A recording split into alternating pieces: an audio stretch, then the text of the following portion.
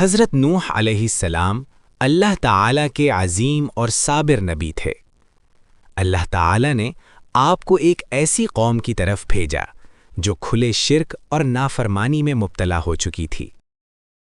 حضرت نوح علیہ السلام نے اپنی قوم کو دن رات چھپ کر اور اعلانیہ اللہ واحد کی عبادت کی دعوت دی، مگر افسوس بہت کم لوگ ایمان لائے۔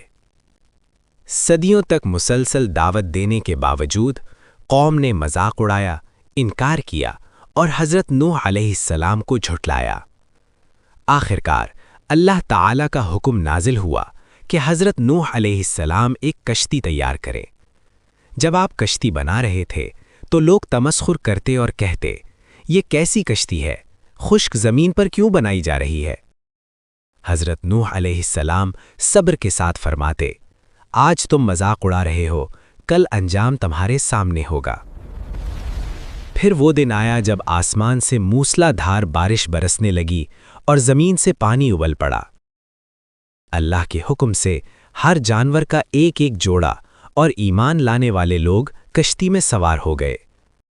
حضرت نوح علیہ السلام نے اپنے بیٹے کو پکارا، اے میرے بیٹے، ہمارے ساتھ کشتی میں سوار ہو جاؤ، لیکن اس نے انکار کر دیا۔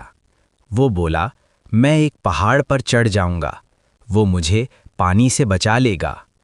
اسی وقت ایک بڑی موج آئی اور باپ اور بیٹے کے درمیان حائل ہو گئی، وہ ڈوب گیا۔ پہاڑوں جیسے اونچے موجوں کے درمیان کشتی اللہ کی حفاظت میں چلتی رہی۔ وہ طوفان جو نافرمانوں کے لیے عذاب تھا، ایمان والوں کے لیے نجات بن گیا۔ جب پانی اتر گیا تو کشتی ایک محفوظ مقام پر ٹھہر گئی۔ یہ عظیم واقعہ ہمیں سکھاتا ہے کہ اللہ کی اطاعت، صبر اور یقین آخرکار کامیابی کا سبب بنتے ہیں۔